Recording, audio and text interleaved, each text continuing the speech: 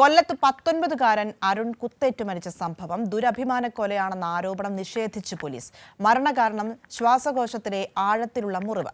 മദ്യലഹരിയിലാണ് പ്രസാദ് അരുണിനെ വിളിച്ചു വരുത്തിയതും ആക്രമിച്ചതെന്നും പോലീസ് വ്യക്തമാക്കി. വിവരങ്ങളുമായി രാജ്കുമാർ ചേരുന്നുണ്ട്. Rajkumar, good morning.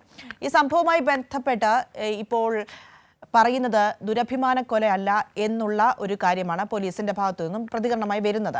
എന്താണ് മനസ്സിലാക്കാൻ കഴിയുന്നത്? പോലീസ് പറയുന്ന കാര്യങ്ങൾ കൂടുതലായി വിശദമാക്കുമ്പോൾ എന്താണ് വ്യക്തമാകുന്നത്? ഇതൊരു ദുരഭിമാന കൊല ആണ് എന്ന് ഇന്നലെ ഈ അരുണിന്റെ ബന്ധുക്കൾ തന്നെ നമ്മൾ കൈരളി ന്യൂസ് ഉൾപ്പെടെയുള്ള എല്ലാ മാധ്യമങ്ങളോടും പറഞ്ഞു. അതിലവര് പറഞ്ഞത് വാളത്തുങ്കൽ ഹയർ സെക്കൻഡറി സ്കൂളിന്റെ ഗ്രൗണ്ടിൽ വെച്ചാണ് ഈ പറഞ്ഞ പ്രതി പ്രസാദ്, അദ്ദേഹത്തിന്റെ മകൾ, അതേപോലെ തന്നെ ഈ കൊല്ലപ്പെട്ട അരുണിന്റെ ബന്ധുവിന്റെ മകനും ഇതേ സ്കൂളിൽ തന്നെയാണ് പഠിക്കുന്നത്. അവരൊരു ക്ലാസ്സിലായിരുന്നു. ആ ഗ്രൗണ്ടിൽ വെച്ച് കണ്ടുമുട്ടിയപ്പോഴാണ് സന്ധ്യ എന്ന് പറയുന്ന അവരുടെ ബന്ധുവിനോട് പറഞ്ഞത്, നമ്മൾ രണ്ടും രണ്ട് മതക്കാരാണ്, അതുകൊണ്ട് തന്നെ എനിക്ക് കല്യാണത്തിനോട് എനിക്ക് യോജിപ്പില്ല, ഒരു കാരണവശാലും ഞാനിത് നടത്തില്ല എന്ന് അവരോടാണ് പറയുന്നത്. ഇതിന്റെ അടിസ്ഥാനത്തിൽ അയാൾ പലവട്ടം ഇത് ആദ്യം തയ്യാറാവുന്നു, പിന്നീട് മാറ്റുന്നു. മദ്യലഹരിയിലായി കഴിഞ്ഞാൽ പിന്നീട് ഇവരെ വീട്ടിൽ വന്ന് പലപ്പോഴും സംഘർഷത്തിലാവുന്നു. മദ്യലഹരി അല്ലാത്ത സമയത്ത് നല്ല നിലയിൽ പെരുമാറുന്നു. ഇങ്ങനെ പലതരത്തിലുള്ള ഒരു ക്യാരക്ടറിന് ഉടമയാണ് പ്രസാദ് എന്ന് ബന്ധുക്കളും മറ്റും സാക്ഷ്യം നൽകുന്നുണ്ട്.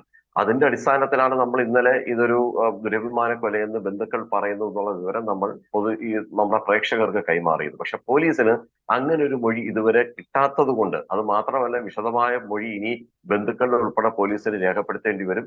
ആ സാഹചര്യത്തിൽ ഒരുപക്ഷെ ഇത് മാറാതിരിക്കാം. എന്തായാലും ഇത് പോലീസിന് അവരെ വിവരം കൈമാറിയിട്ടില്ലെന്നാണ് നമുക്ക് തോന്നുന്നത്. എന്തായാലും പോലീസിന് നിലവിലുള്ള അവരെ പ്രധാനപ്പെട്ട ആളുകളുടെ മൊഴി എടുക്കുമ്പോൾ ഇങ്ങനെ ഒരു സംഭവം പോലീസ് അറിഞ്ഞില്ല. അതുകൊണ്ടാണ് പോലീസ് ഈ നിലപാടിലേക്ക് എത്തിയതും അത് ദുരഭിമാന കൊലയാണെന്ന് കരുതുന്നില്ല എന്ന് പറഞ്ഞതും. ഇതൊരു ഭാഗം. രണ്ട്, നമ്മുടെ ഈ പോസ്റ്റ്മോർട്ടം റിപ്പോർട്ട്, ഇതിന്റെ ശ്വാസകോശത്തിലേക്ക് രക്തം വാർന്നതാണ് മരണകാരണം. അതായത് സുഹൃത്ത് ആളിനും ഒപ്പമാണ് ഈ അരുൺ. ഈ പെൺകുട്ടിയും അന്ന് ഈ അരുണിനെ അവിടെ വിളിച്ചു വരുത്തി. പെൺകുട്ടിയുടെ പിതാവും വിളിച്ചു വരുത്തി.